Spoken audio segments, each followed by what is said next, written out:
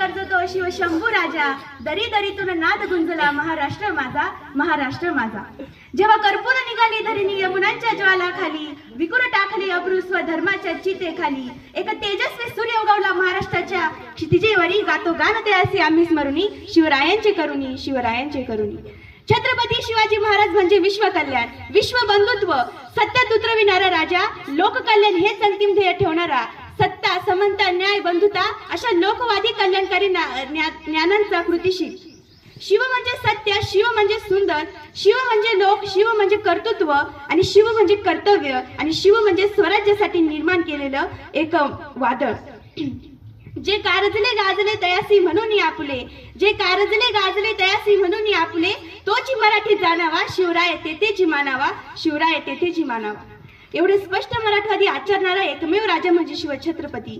निराधारांचा आधार म्हणजे शिवराय, शोषितांचा आधार म्हणजे शिवराय, वैज्ञानिकांची प्रेरणा म्हणजे शिवराय आणि शिवरायांची प्रेरणा म्हणजे शिवराय. एवढे विश्वव्यापी असणारा एकमेव राजा म्हणजे शिवछत्रपती. आपल्याला अजून त्यांची ओळख देखील नाही. अरे नवीन वाटेवरून चालताना काच खळगी असतात, दगडधोंडे असतात, झाडे झुडपेही असतात, वादळ निर्माण करणारे, अडथळे निर्माण करणारे, दिशाभूल करणारे विरोधक देखील असतात, परंतु वाट चालणारे वाटसरू आणि आधार देणारी माणसं भेटतात. नवीन वाट निर्माण करण्याचा ध्यास घेतल्यास स्वतः वाट करण्याची अडथळे येतात, ती केवळ दूर करावीच लागतात आणि छत्रपती शिवाजी महाराजांनी देखील हेच केलं. महाराष्ट्राच्या मातीत, सह्याद्रीच्या छातीत आणि विश्वव्यापी असणारे छत्रपती शिवाजी महाराज हे विश्वव्यापी होऊ शकतात, परंतु महाराष्ट्र एवढा प्रबल कधीच राहू शकत नाही. आपल्या प्रबळ वक्त्याने जो शत्रूशी मते बदलतो तो महाप्रबळ. विद्या ही तलवारीसारखी असते, विद्या ही तलवारीसारखी असते, परंतु तिचे महत्त्व तिचे धारण करणाऱ्यावर अवलंबून असते. आज आमच्या तलवारींना धार आली, आज आमच्या तलवारींना धार आली, परंतु क्रांतीच्या विचारांना धार येताना दिसत नाही. बदल हा निसर्गाचा नियम आहे, बदल हा निसर्गाचा नियम आहे, परंतु तो अनपेक्षित नव्हता, अपेक्षित होत होता. आज माझ्या महाराष्ट्राला गरज आहे, आज माझ्या महाराष्ट्राला गरज आहे छत्रपती शिवरायांच्या आचारांची, छत्रपती शिवरायांच्या विचारांची आणि छत्रपती शिवाजी महाराजांनी निर्माण केलेल्या स्वराज्याची आज माझ्या महाराष्ट्राला गरज आहे. कारणही तसंच आहे. अहो कारणही तसंच आहे. म्हणतात ना, यदा यदा धर्मस्य ग्लानिर्भवतु भारत, अभ्युत्थान मदन मस्ते तादात्म्य सृजते. ज्या ज्या क्षणाला धर्मावर ग्लानी येते त्या त्या क्षणाला कोणत्या ना कोणत्या तरी भगवंताला, कोणत्या ना कोणत्या तरी संताला या पृथ्वी तलावर अवतार घ्यावाच लागतो आणि आजही तसंच झालंय. कसं झालंय? छत्रपती शिवाजी महाराज हा आवाज ऐकल्यावर फक्त राडा, फक्त राडा. कारण छत्रपती शिवाजी महाराज आम्हाला या पलीकडे कधी कळालाही नाही आणि छत्रपती शिवाजी महाराज आम्ही या पलीकडे कधी कळून घेतलाच नाही. अरे म्हणूनच की काय, चंडमंड भंडासुरखंडिनी, उदंडमंड महिषासुरवदिनी, शुंभ निशुंभ निर्धारिणी कालिका, महाराष्ट्र धर्मरक्षिता आई तुळजाभवानी, महाराष्ट्र धर्मरक्षिता आई तुळजाभवानी. त्यावेळी शिवाजी महाराजांची व्याख्यान गायले, आई तू ऐका आलंय, आई तू ऐका आलंय. 19 फेब्रुवारी 1630 साली, 19 फेब्रुवारी 1630 साली या महाराष्ट्राच्या मातीला पडलेलं सर्वात गोड स्वप्न म्हणजे राजा शिवाजी यांचा जन्म. 1630 साली जन्मलेला माझा राजा, 1630 साली जन्मलेला माझा राजा पुढे जाऊन 1680 ला हे जग सोडून जातो. 1630 ते 1680, 1630 ते 1680 माझा राजा जगला तरी किती? अवघी 50 वर्ष, अवघी 50 वर्ष. पण ही 50 वर्ष असं काहीतरी जगला की पुढची 50,000 लक्ष वर्ष या स्वराज्याचं दान या महाराष्ट्राच्या मातीत घालून दिलं. अरे 350 वर्षपूर्वी जन्मलेला माझा राजा, 350 वर्षपूर्वी जन्मलेला माझा राजा पुढे जाऊन 700 वर्षापासूनही त्याची जयंती साजरी करावी, कोणी महती सांगावी, कोणी महती ऐकावी, तर जणू काही शिवाजी महाराजांनी शिवचरित्राची किमयाच घडवली नाही. आम्ही म्हणतो ना हिंदवी स्वराज्य निर्माण व्हावे ही स्त्रीची इच्छा. अरे पण तीच इच्छा सत्य निर्माण करणारी आवला जिजाऊ मातेच्या पोटी जन्माला आली, त्याचं नाव राजा शिवाजी, त्याचं नाव राजा शिवाजी.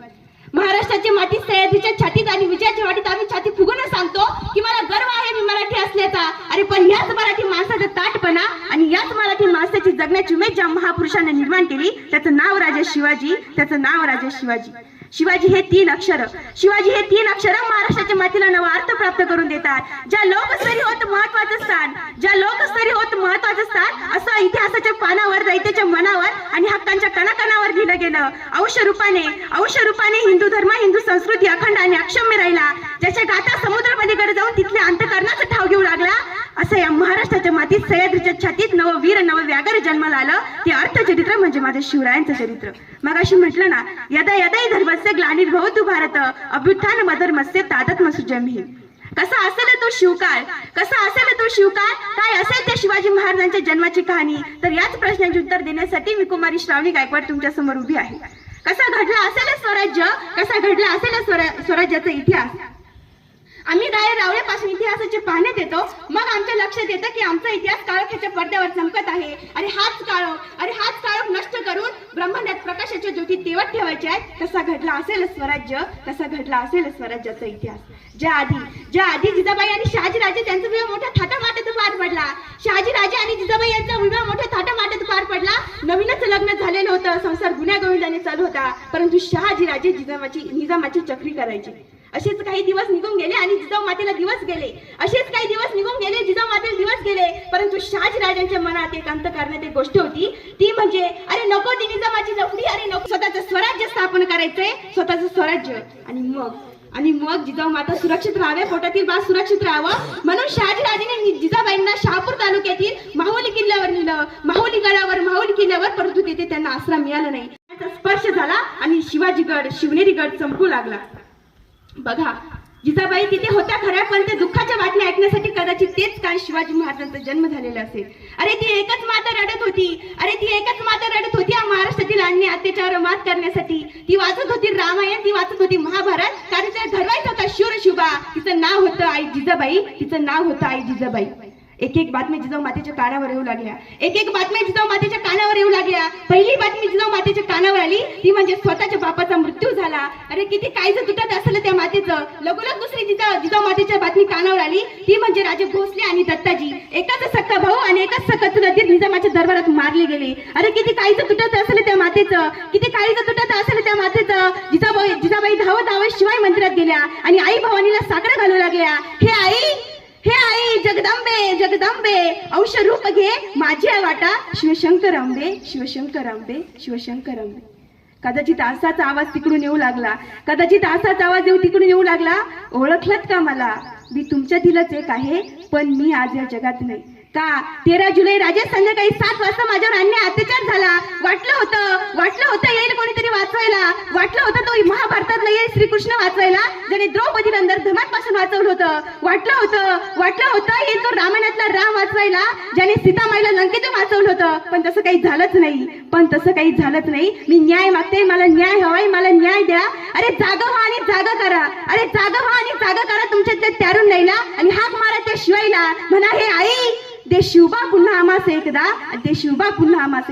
आणि त्या क्षणाला जुंडपुंड मंडासूर खंडिनी, उदंड मंड महिषासुरवर्धिनी, शुंभ निशुंभ निर्धारिणी कालिका आई एक विरेचा वरस जणू काही जिजाऊ मातेच्या माथ्याला लागला. जिजाऊबाईंना डोहायला लागले, उठावं आणि घोड्यावरती स्वार व्हावं. अरे उधळून द्यावे स्वारी चौफेर पुन्हा एकदा. जिजाबाईंना प्रसूती कक्षात नेलं. प्रसूती कक्षाची दारे लावली गेली. सगळी नक्षत्र एक झाली. समुद्र माहून पंचमाहुने एक झाली आणि एका जाणत्या सुनेचे शब्द कानावर पडले, मुलगा. सौछत्र सिंहासनावर प्रगट झालं. सनई चौकडे वाजू लागले आणि छत्रपती शिवाजी महाराज या महाराष्ट्राच्या मातीला एक सोना मिळाला. सनई चौकडे वाजू लागले, भगवा झेंडा फडकू लागला आणि मराठ्यांच्या दऱ्याखोऱ्यात फक्त एकाच आरोळी घुमू लागली, माझा राजा जन्मला, माझा शिवबा जन्मला. माझा शिवबा जन्मला. ज्या राजानं अखंड हिंदुस्थानाची निर्मिती केली, शहाजीराजे पुत्र. कसा असेल शिवाजी, कसा असेल धैर्य, कसा असेल शौर्य, कसं असेल कर्तृत्व, कसं असेल नेतृत्व आणि कसे असेल ते शिवाजी महाराज. याच नेतृत्वाचं, याच कर्तृत्वाचं, याच शौर्याचं, याच धैर्याचं आणि याच शिवाजी महाराजांचं आज या माझ्या महाराष्ट्राला गरज आहे. काही इतिहासकारकांनी रंग उधळताना